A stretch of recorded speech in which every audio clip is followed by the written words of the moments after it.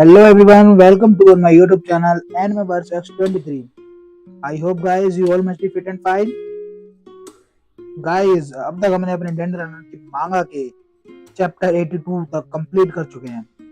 आज हम चैप्टर 83 को रीड करेंगे। रीड करने से पहले गाइज मैं ये कहना चाहता हूँ, गाइज अगर आपको मेरी डेंडर रनर की मांगा एक्सप्लेनेशन, हिंदी एक्सप्लेनेशन अच्छी लग रही हो तो लाइक एंड सब्सक्राइब करें और शेयर करें। तो गाइज अब हम अपने चैप्टर 83 को रीड करने से पहले एक बार रिकैप कर लेते हैं।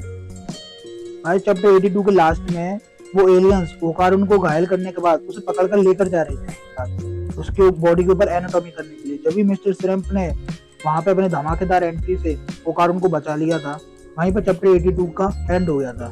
गाइज अब हम चैप्टर 83 को रीड करते हैं। चैप्टर 83 का नाम है एट वर्क। मिस्टर श्रिम्प ने यहाँ पे अपनी धमाकेदार एंट्री ले चुके हैं और ओकारुन के सामने खड़े हैं और उन सब एलियन से लड़ने के लिए तैयार हैं। जब एक एलियन आगे बढ़ता है और अपना वार करने के लिए, तो जो उनका लीडर था वो बोलता है ये सब सही वक्त नहीं है, ये सही वक्त नहीं है इनसे लड़ाई करने का। और उस मिस्टर मैंटिस श्रम की तरफ देखते हुए बोलता है वो लीडर कि तुम इस धरती पर रहने वाले नहीं लग रहे, तुम्हें इंतजार करना होगा, मैं तुम्हें अगली बार हंट करूंगा। इतना कह के वो अपने पोर्टल में चले जाते हैं और वहां से छूमंतर हो जाते हैं। मिस्टर मैंटिस सिर्फ खड़े के खड़े रह जाते हैं और देखते हैं कि ये क्या हुआ। जब भी मिस्टर मैंटिस अपनी नॉर्मल फॉर्म में आ जाते हैं और ओकारुन के पास दौड़ कर जाते हैं। ओकारुन ओकारुन जल्दी उठो, क्या हो गया तुम्हें। यहाँ पे ओकारुन की गाइस बहुत बुरी हालत हो चुकी है, उसके मुंह से खून निकल रहा है, उसके गाल तक खून ही खून, बहुत ही ज्यादा मार्क्स, ब्लड मार्क्स, और वो बेहोश पड़ा है। गाइस अब सीन शिफ्ट होता है मिस अयासे पर, जो कि रेस्टोरेंट में मोए मोए धर के अपने हाथों से वो लव साइन बना रही हैं और कस्टमर्स को वो कर रही है, हैप्पी फील करा रही हैं। गाइस वहाँ के कस्टमर मिस अयासे को मेड के कॉस्ट्यूम में देख के बहुत खुश थे और कह रहे थे मिस अयासे अब मेरे लिए तुम वही अपनी आइकॉनिक पोज दो। मिस अयासे बोलती है जरा 2 मिनट रुक जाओ और कॉफी के लिए डिमांड करने लगते हैं। मतलब वो मिस अयासे पे एक तरह से अपना हुक्म चला रहे थे, क्योंकि मिस अयासे वहाँ पे काम कर रही थी तो उन्हें उन कस्टमर्स का कहना मानना पड़ रहा था। अब उनमें से एक कस्टमर डिमांड करता है कि तुम्हें मेरे साथ ये गेम खेलना पड़ेगा, और वो बोलता है अगर मैं इसमें जीत जाता हूँ तो तुम्हें मेरे साथ एक याद बनानी पड़ेगी। वो इतना कह के आपस में ही लड़ने लग जाते हैं। वो सब कह रहा है कि मैं पहले खेलूंगा, मिस अयासे साथ कि मैं खेलूंगा। जब भी उस रेस्टोरेंट में जो दूसरी लड़की काम कर रही थी वो मिस अयासे से बोलती है, मिस अयासे 9:15 पहले ही बज चुके हैं, क्या तुम घर जाने के लिए लेट नहीं हो रही हो। जब भी मिस अयासे उस रेस्टोरेंट में लगी घड़ी की तरफ देखती हैं, वो बोलती हैं ओ नो, तुम सही कह रही हो। गाइस जब भी मिस अयासे वहां से जा रही होती है, उसे जाता देखकर कस्टमर्स बोलते हैं तुम कहाँ जा रही हो मोमो चान। तो दूसरी मेट बोलती है तुम मेरे साथ उथेलो खेल लो, मैं भी बहुत अच्छा खेलती हूँ। तो मिस अयासे जाते जाते बोलती है मेरी शिफ्ट खत्म हो चुकी है, मुझे जाना होगा। मिस अयासे जल्दी कर रही होती है कि कहीं मुझे देर हो गई तो 10 बज गए, घर पहुंचते पहुंचते तो बहुत बुरा होगा, और अगर रिको कास्मा से अगली बार टकराई तो मुझे कोई भी नहीं बचा सकता उससे। और वो इतनी थक चुकी होती है, मिस अयासे बोलती हैं अब ये काम मुझे पूरे हफ्ते करना पड़ेगा, ये बहुत ही थका देने वाला काम है।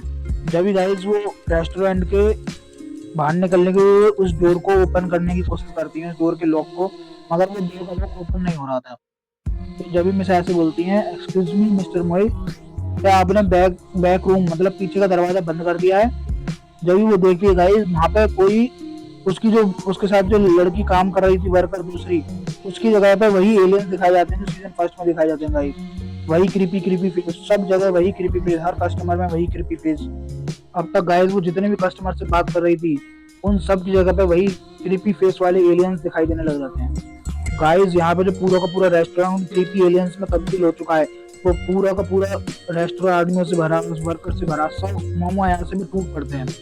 मोमो यहाँ से अपनी जान बचाते हुए अपनी पावर्स का इस्तेमाल करती है।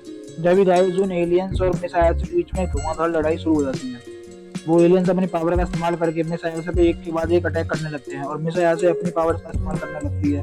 वो उन एलियंस को अपनी पावर से मिस अयासे बहुत मार रही होती है, मगर वो एलियन मिस अयासे पे भारी पड़ रहे थे, क्योंकि वो वहाँ पे मिस अयासे अकेली थी और वो एलियंस क्वांटिटी में बहुत ज्यादा थे मिस अयासे से। और वो एलियंस वहाँ के रेस्टोरेंट के सारे सामानों को मिस अयासे पे उठा उठा के फेंक रहे होते हैं और मिस अयासे को इतना परेशान कर देते हैं मगर मिस अयासे भी अपनी पूरी जान लगा के लड़ रही होती है, मगर वो अपनी पावर का इस्तेमाल करके मिस अयासे को रेस्टोरेंट की दीवार पर टांग देते हैं और उसे उठाकर जमीन पर पटक देते हैं और उसके उसको दोनों तरफ उसके हाथों को पकड़ के उसे जमीन पर उठा करके लिटा देते हैं। गाइस इन एलियंस ने मिस अयासे को पूरा वो कर लिया था, अपने कब्जे में कर लिया था। तो उनमें से एक एलियंस बोलता है कि हमने तुम्हारी स्पेशल एबिलिटीज को नलीफाइड कर दिया था, मतलब उसे बेकार कर दिया है और तुम्हारा हमसे अब हमसे विरोध करना तुम्हारा बहुत व्यर्थ है। अब तुम किसी भी चीज के लिए मतलब हमसे अब तुम बचने की कोशिश करना तुम्हारा व्यर्थ है, मतलब वो ये कहना चाह रहे थे। जब भी गाइस वो सारे के सारे एलियंस अपने ट्रू फॉर्म में आ जाते हैं और वो बोल रहे होते हैं कि ये प्लेनेट पूरा पावर से भरा हुआ है, अब हम यहाँ पर अपने मार्वलस सूट को कभी भी बना सकते हैं। तो मिस अयासे जो दबी पड़ी है उनके हाथों के नीचे वो बोलती है मुझे छोड़ दो, तुम वो सर्पोएंसी हो, है ना, तुम इससे दूर नहीं भाग सकते। तो वो एलियन बोलता है तुम्हारी सर्पियन वाली इंफॉर्मेशन तो करेक्ट है गाइस, वो सर्पियन शायद वही है कि जो सीजन 2 के लास्ट में जो हम अर्थबम वाले उससे एलियन अर्थबम वाले राक्षस से लड़ रहे थे और जो उसका परिवार में बलि चढ़ाता था सारे आदमियों की उस एलियन को उसको उस राक्षस को, ये शायद उसी के परिवार के लग रहे हैं, मुझे तो वही लग रहे हैं शकल से। तो वो एलियन बोलता है तो सर्पियन इंफॉर्मेशन वाज करेक्ट, वो तुम्हारी इंफॉर्मेशन सही थी।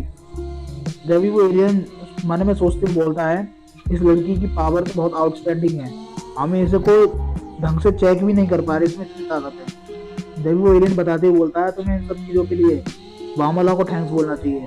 तो एक बार के लिए तो मैं शायद से चौंक जाती है कि वामोला, हाँ वामोला, उसी ने कि हमें यहाँ इस एडवांस पार्टी में बुलाया है और उसी ने हमें गाइड करा है यहाँ तक आने के लिए। ये बात को सुन के मैं शायद को धक्का सा लग जाता है।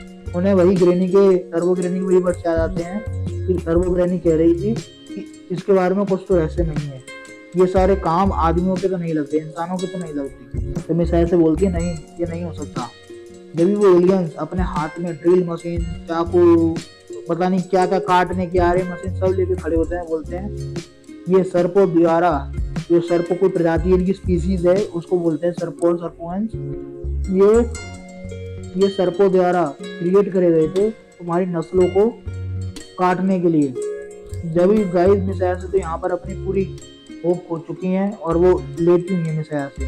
तभी मिसाया से को वामोला का वो हंसता हुआ चेहरा याद आता है, वो पूछती है ये तुमने क्यों करा, वाई।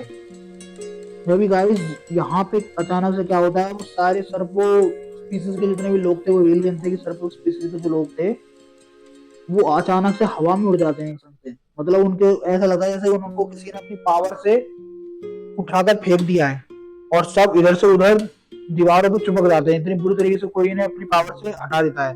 यहाँ पे गाइज उसी एलियन की एंट्री होती है जो सीजन फर्स्ट में सबसे पहले उस बिल्डिंग में दिखा था जिसने पहली बार मिस अयासे को पकड़ा था। तो वो वही एलियन यहाँ पे अपनी एंट्री देते हुए बोलता है ये तुम नहीं कर सकते, वो ऑब्जेक्ट हमसे ताल्लुक रखते हैं, मतलब कि ये जो पावर चुराना चाहते थे सर्पो स्पीसीज के लोग इंसानों से, ओकारुन से और अयासे से, वो ये कहता है कि इस टाइम इन सब पावर्स पे इन सब चीज़ों पे हमारा हक है। जब भी वो एलियन बोलता है कि वो हमारा माल है, हमारा माल हमें वापस कर दो, और वो एलियन मिस अयासे के सामने आकर खड़ा हो जाता गाइज, हमारा माल हमें वापस कर दो।